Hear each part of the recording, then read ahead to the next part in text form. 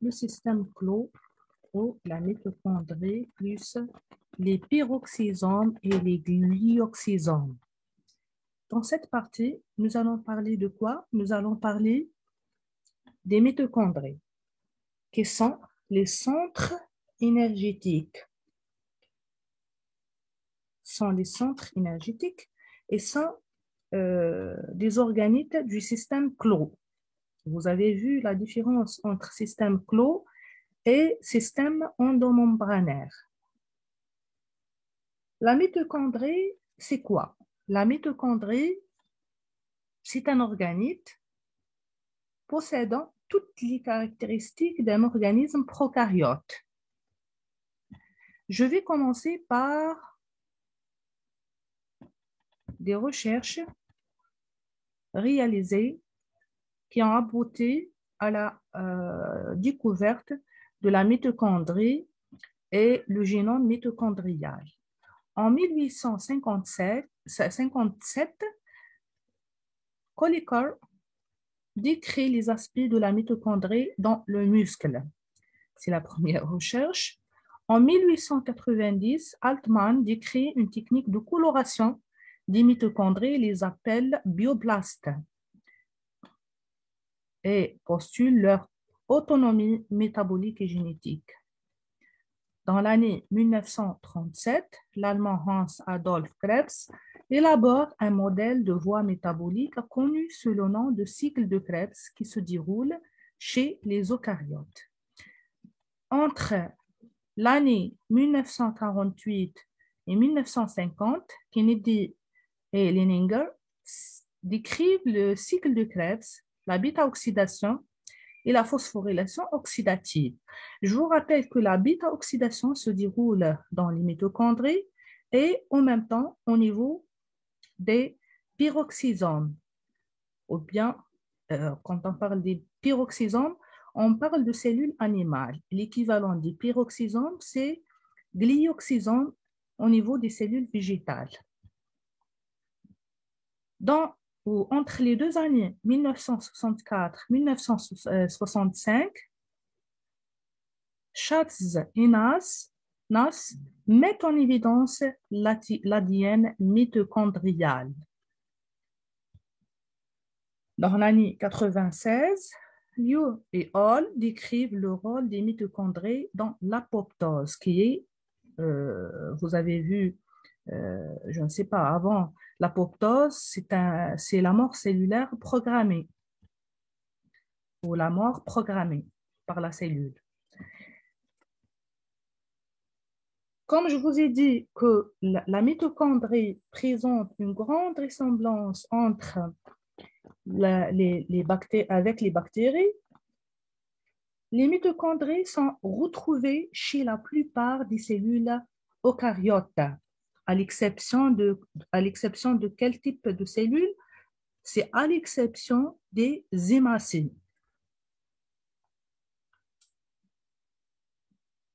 La ressemblance entre les mitochondries et les bactéries vient ou bien a été expliquée par la théorie endosymbiotique, la théorie de l'endosymbiose d'Aish. C'est une hypothèse qui associe la présence des mitochondries dans les cellules eucaryotes à l'incorporation ou bien la digestion ou bien l'endocytose de alpha-proteobactéries dans une cellule hôte. Il y a plusieurs milliards d'années. Vous avez vu les étapes de l'incorporation d'un prokaryote dans une cellule où ce prokaryote devient ce qu'on appelle maintenant mitochondrie. Je vous ai expliqué ça en détail. Les mitochondries possèdent leur propre ADN ou bien propre génome, ce qui confirme cette théorie. Il est différent de celui du noyau.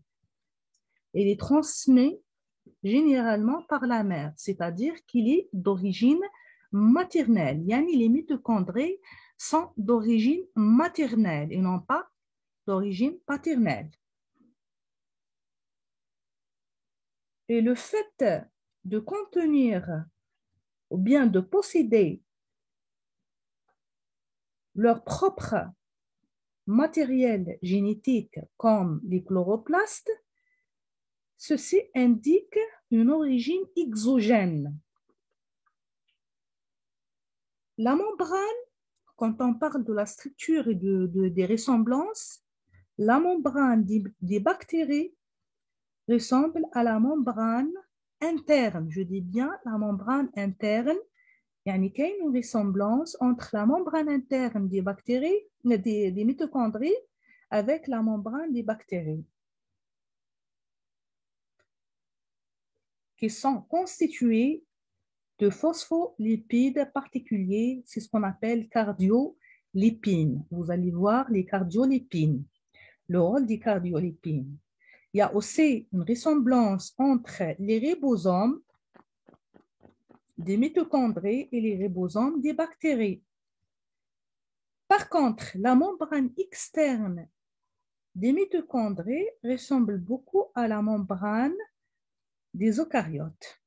La membrane externe ressemble à la membrane des eucaryotes et la membrane interne ressemble à la membrane des bactéries.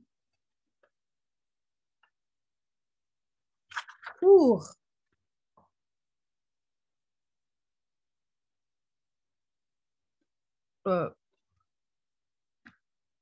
les bactéries, pour les mitochondries, et quand on parle l'ADN ne possède pas d'intrants. Vous savez qu'il y a des intrants et des exons. Les intrants et les exons. L'ADN mitochondrial ne possède pas d'intrants. On peut rencontrer de 5 à 10 copies d'ADN dans une mitochondrie. Et l'ADN est généralement circulaire, mais on peut rencontrer de l'ADN linéaire au niveau des mitochondries.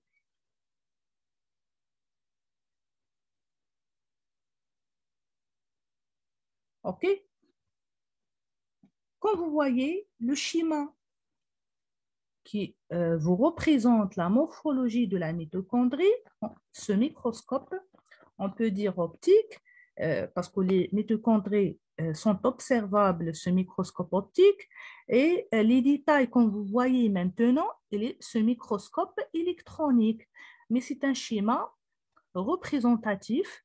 Vous allez, quand vous voyez la structure générale, je vous ai écrit en microscope optique parce que la mitochondrie est observable, mais les détails, on ne peut pas les observer sur microscope optique.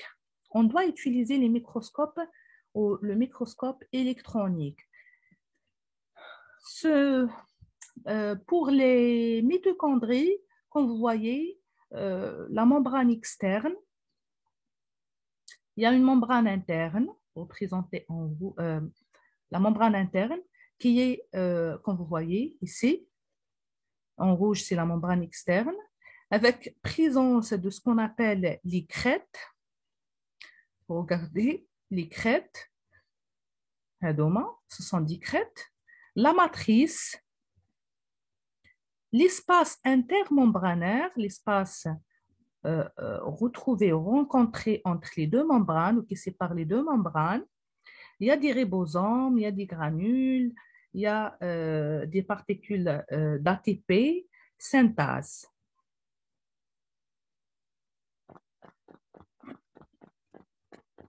Pour la forme des bactéries,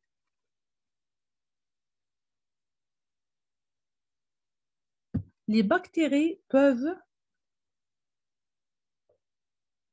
être en forme de filament, comme vous voyez ici, sont de forme de filament, ou bien forme de graine, c'est-à-dire la forme des bactéries diffère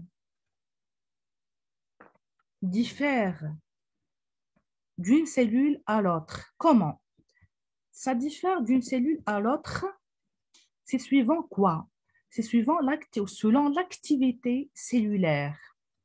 Selon l'activité, et même la taille aussi varie. C'est selon l'activité cellulaire.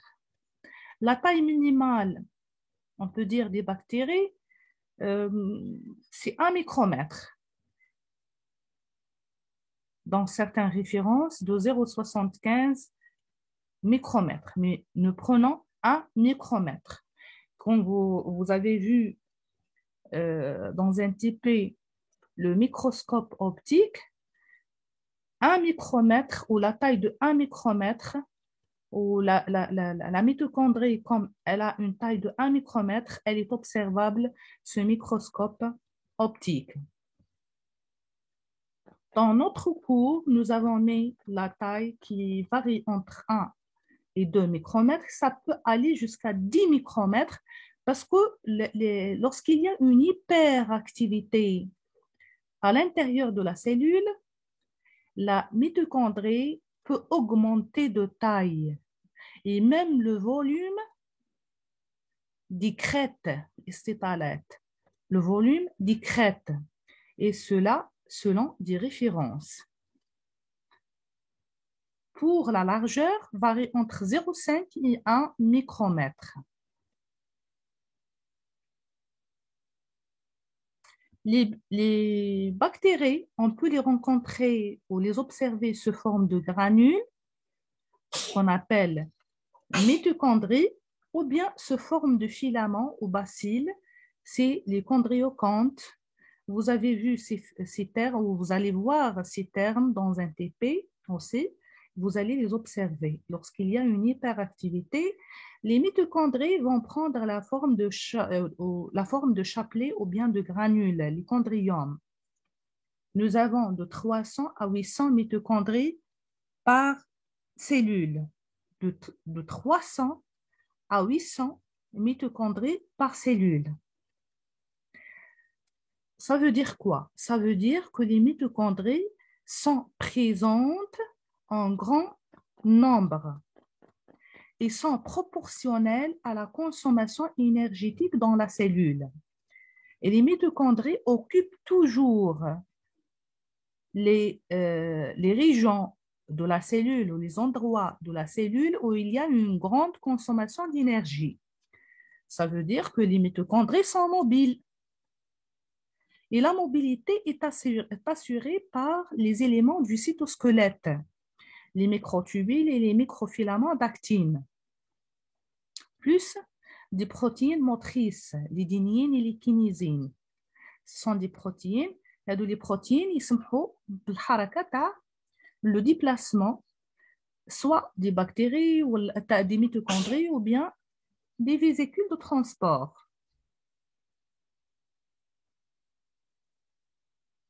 Comme par exemple, les mitochondries sont localisés au niveau des flagelles des spermatozoïdes, parce que les flagelles assurent la queue, les flagelles assurent les spermatozoïdes en métaphes, assurent leur mobilité.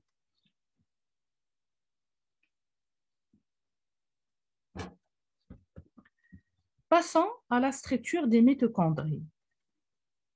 La mitochondrie, comme je viens de vous dire, est composée d'une membrane externe, d'une membrane interne et de l'espace intermembranaire entre les deux membranes, comme vous voyez. Je ne parle pas des crêtes, je parle de l'espace. Pour la membrane externe, comme vous voyez, nous avons une membrane interne, l'espace intermembranaire et la membrane externe. Là, c'est l'intérieur de la cellule. Là, c'est l'extérieur de la... c'est l'intérieur de la cellule, c'est l'intérieur de la mitochondrie. On parle de la mitochondrie, la membrane d'une mitochondrie. La membrane externe est de 6 à 7,5 nanomètres. De 6 à 7, je parle de la membrane externe, de 6 à 7 nanomètres, composée de 40 à 50% de lipides et de 50 à 60% de protéines. Je vous donne toujours les limites d'après les références et d'après les recherches réalisées. La membrane externe contient une protéine transmembranaire. Cette protéine est responsable du passage des ions et des métabolites hydrosolubles, mais de masse inférieure à 5 kilodaltons, qui s'appelle porine. La protéine transmembranaire s'appelle la porine. Passons à la membrane interne. La membrane interne est de 5 à 6 nanomètres, composée de 25% de lipides, mais sans cholestérol, et 75% de protéines. Regardez bien la grande différence entre le pourcentage des lipides et le pourcentage des protéines. Et vous allez voir l'information la plus importante qui concerne les cardiolipines, qui représentent vers 20% des lipides. Nous avons 25% de lipides et sans cholestérol, et vers 20% sont des cardiolipines, qui sont des molécules, ce sont des phospholipides imperméables. Regardez bien, imperméables aux ions, notamment H+, et métabolites hydrosolubles. Je parle de la membrane interne, mais les cardiolipines sont imperméables. Comme la membrane interne est imperméable, ça nécessite quoi? Ça nécessite l'utilisation ou l'intervention du transport actif. Regardez, les cardiolipines, le pourcentage des cardiolipines est presque, ou les cardiolipines, la majorité ou presque la totalité des lipides, ce sont des cardiolipines, ce sont des glycérophospholipides, des membranes, des bactéries et des mitochondries. Regardez bien.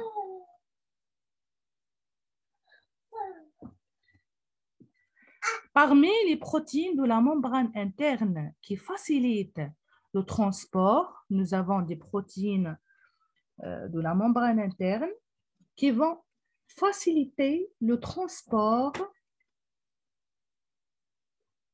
Nous avons, avant de vous montrer les protéines, je vous montre, vous avez la membrane externe en bleu, vous avez la membrane interne, regardez, nous allons parler de quoi? De la membrane interne, vous avez l'espace intermembranaire. Pour la membrane interne, il y a des perméases qui servent aux échanges entre l'espace intermembranaire et la matrice. Il y a des perméases. Il y a des sympores comme vous voyez, pyruvate et H+. Il y a des antipores, comme vous voyez ici, ADP et ATP. Regardez le sympore aussi entre H2, PO4 et proton, H+.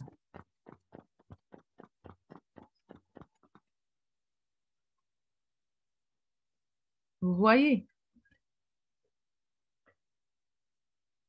L'espace intermembranaire,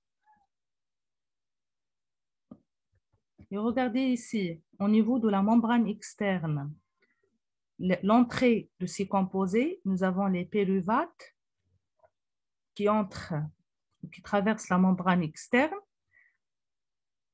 Pour que le pyruvate soit entre à l'intérieur de la mitochondrie, c'est-à-dire à la matrice, il faut qu'elle soit couplée. C'est-à-dire, ici, on parle de transport qui consomme de l'énergie, mais sous forme électrochimique, on parle de transport secondaire. Les crêtes,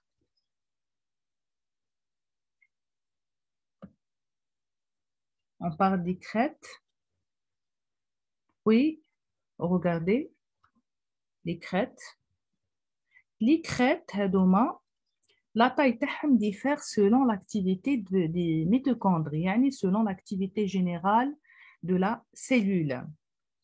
Regardez la taille de l'espace interne des crêtes est de 35 nanomètres.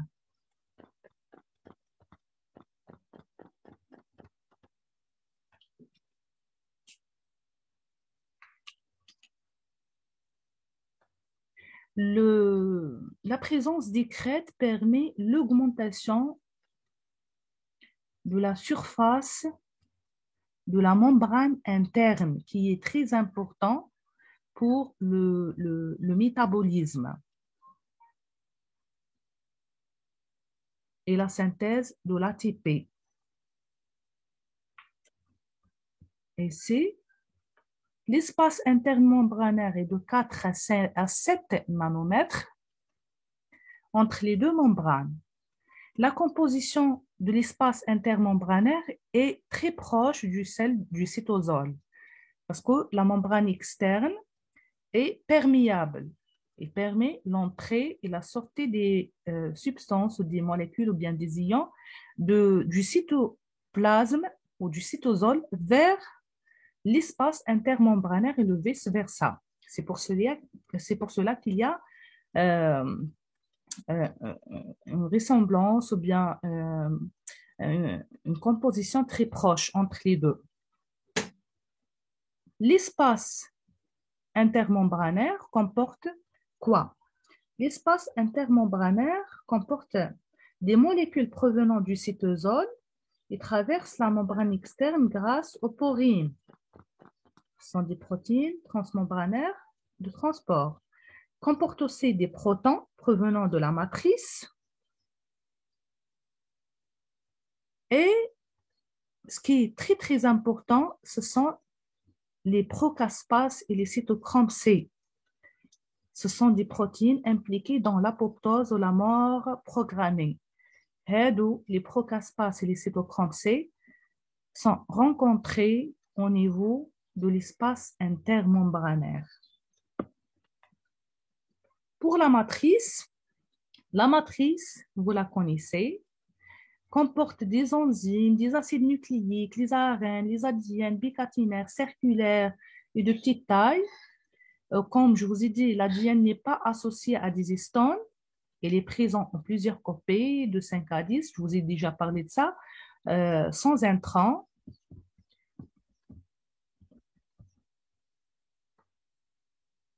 Au niveau de la matrice se déroule le cycle de Krebs, la bêta-oxydation des acides gras, la dicarboxylation du pyruvate.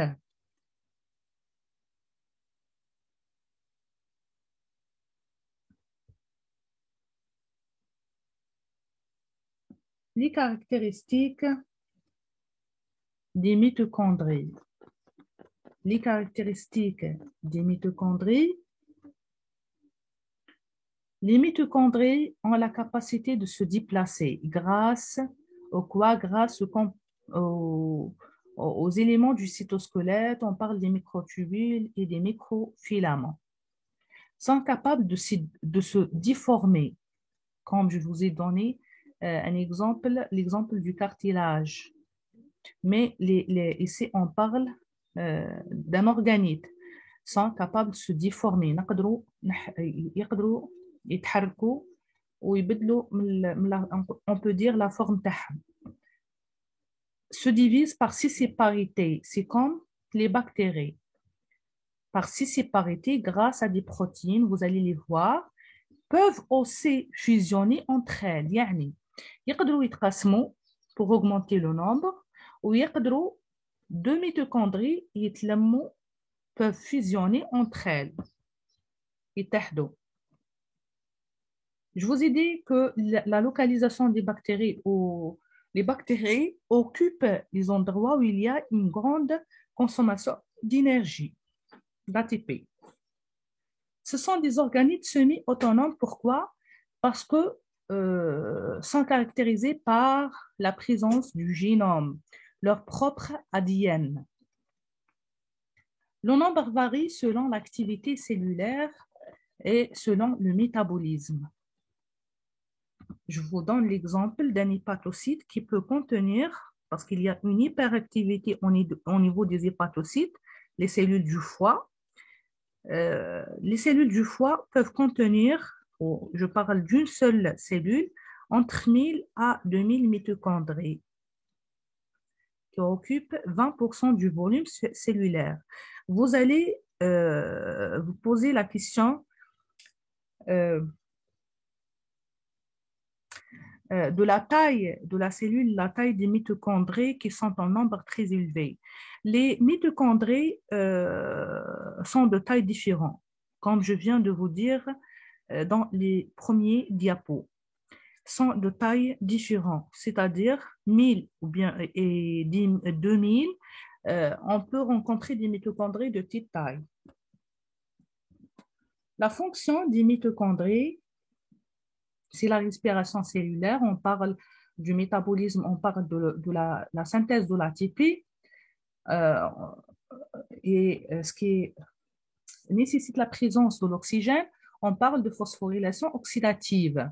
Il y a aussi la deuxième fonction, la première c'est la synthèse de l'ATP, la deuxième c'est l'apoptose ou la mort cellulaire programmée ou la mort programmée, grâce aux procaspase et cytochromes C qui sont contenus dans l'espace intermembranaire, entre la membrane externe et la membrane interne.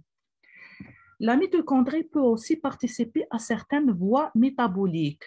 Quand vous avez vu le réticulum endoplasmique lisse, lorsqu'il y a une hyperactivité ou lorsqu'il y a synthèse des hormones stéroïdiennes, les hormones qui sont synthétisées à partir du cholestérol, la mitochondrie peut participer en synthétisant le cortisol, en synthétisant aussi la progestérone, et ceci à partir de la préninolone ou pregnénolone, en prenant toujours la molécule mère de synthèse qui est le cholestérol. Je vous cite ici les peroxysomes. La participation avec peroxysomes, c'est dans la dégradation des substances toxiques. Parce que le rôle des peroxysomes, c'est quoi? C'est la détoxification. La mitochondrie aussi est impliquée, ou la mitochondrie est impliquée comme les peroxysomes dans la dégradation des substances toxiques pour l'organisme.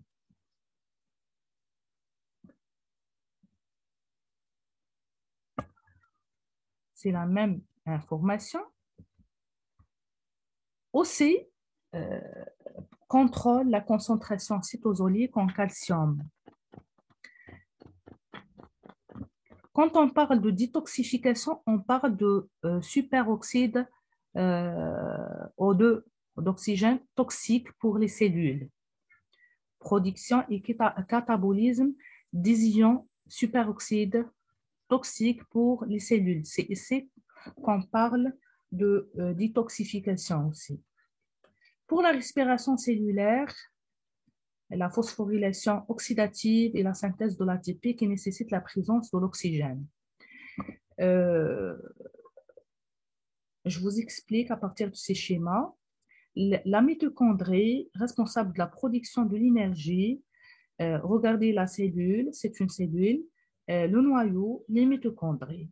Les substances qui vont entrer, qui sont des substances énergétiques, je parle des lipides, des sucres, des acides aminés, lipides, sucres, acides aminés, vont entrer à l'intérieur de la cellule et seront transformés en substances plus simples, en molécules plus simples pour qu'elles puissent entrer à l'intérieur des mitochondries et seront métabolisées pour produire de l'énergie. Les lipides, comme vous voyez, les sucres, les acides aminés, se transforment pour les lipides en acides gras, pour les sucres et les acides aminés en pyruvates. Vous avez vu la membrane externe et l'entrée des pyruvates vers l'espace intermembranaire, puis à travers la membrane interne vers la matrice, ce qui nécessite un couplage, c'est-à-dire un transport actif secondaire.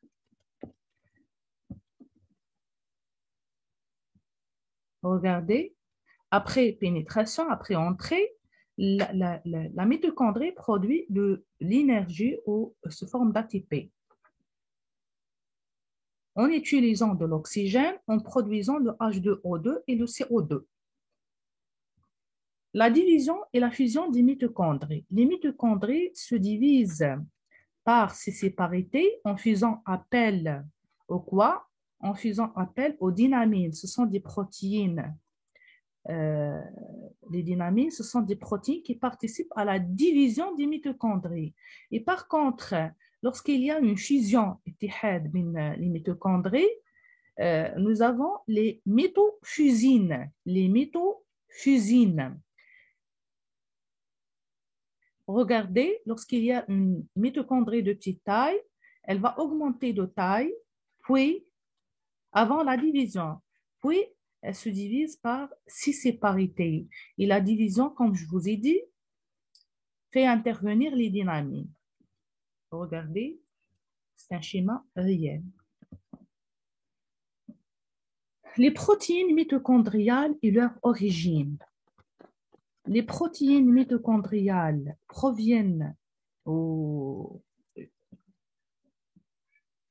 une origine mixte. Une partie provient du génome mitochondrial et la deuxième partie du génome nucléaire.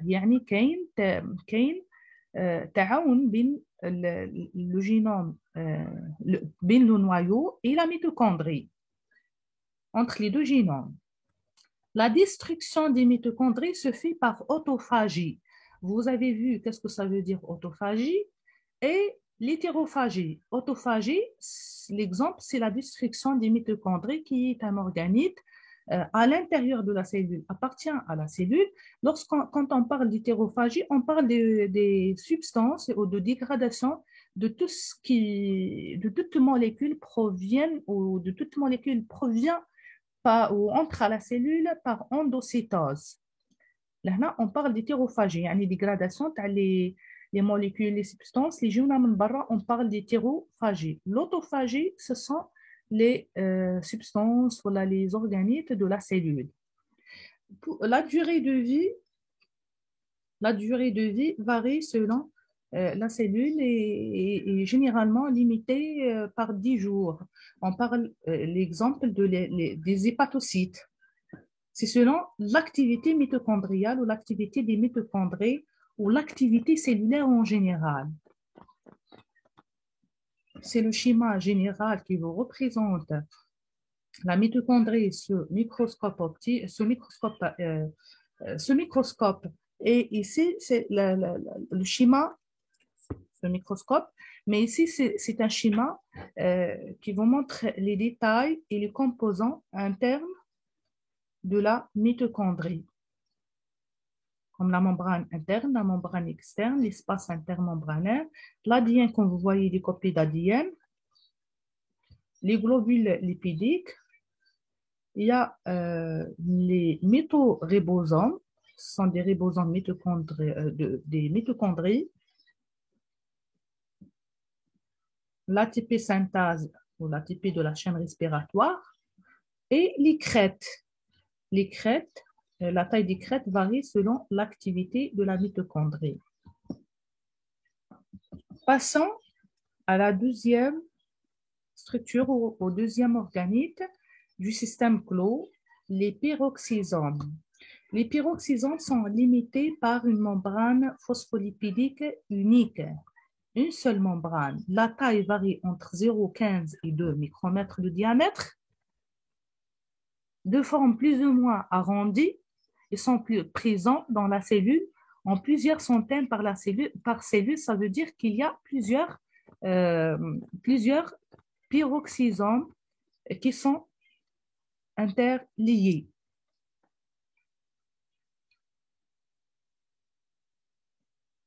Regardez bien.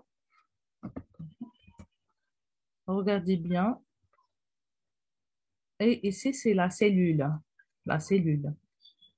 La durée de vie est d'une journée. Impliquée dans la détoxification de peroxyde d'hydrogène. Consomme de l'oxygène, presque ça peut aller jusqu'à 50% de l'oxygène consommé. De l'oxygène sera consommé par les peroxysomes, et ceci selon, comme les mitochondries. Yani la consommation de l'oxygène des peroxysomes se fait comme les mitochondries, parce que les mitochondries aussi sont impliquées dans la dégradation des substances toxiques, impliquées dans la métabolisation des acides gras et des acides aminés, impliqués dans la synthèse des plasmalogènes. Les plasmalogènes, grâce à la bêta-oxydation, les plasmalogènes sont impliqués, ce sont des analogues des phospholipides. Des analogues des phospholipides.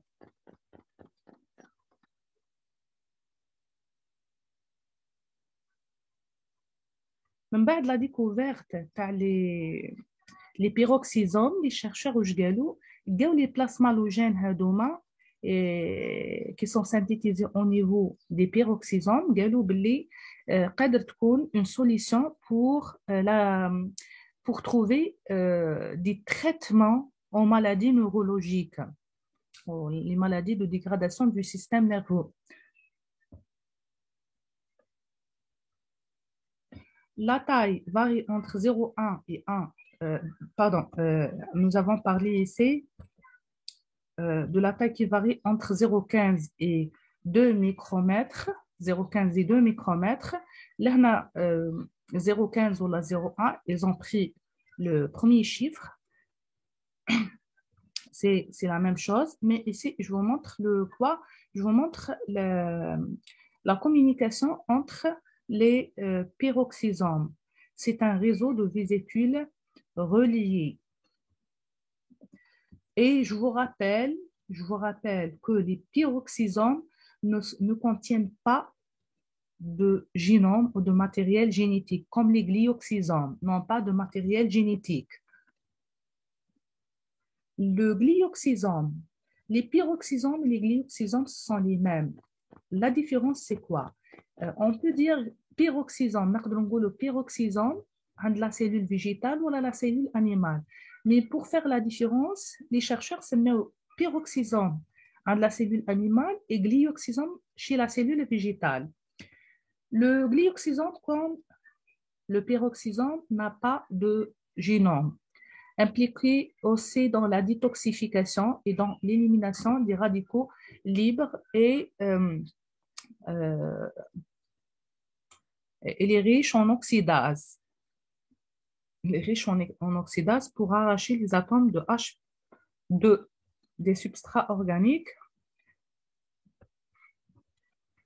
riche en catalase qui dégrade les H2O2 en molécules qui sont des molécules très toxiques, en molécules plus simples, non toxiques pour l'organisme, qui sont le H2O2 et l'oxygène. L'oxygène et H2O2. H2O, yani l'eau et l'oxygène. Chez les végétaux, participent à la photorespiration. La photorespiration grâce à la lumière, c'est la première différence. Et aussi, au niveau des glioxysomes se déroule le cycle de glioxalate. Ce cycle permet permet la transformation des lipides stockés en saccharose pour alimenter l'embryon lors de la germination. Regardez bien, les glioxysomes, génome, sont des glioxysomes, c'est la cellule végétale, une cellule végétale, comme vous voyez.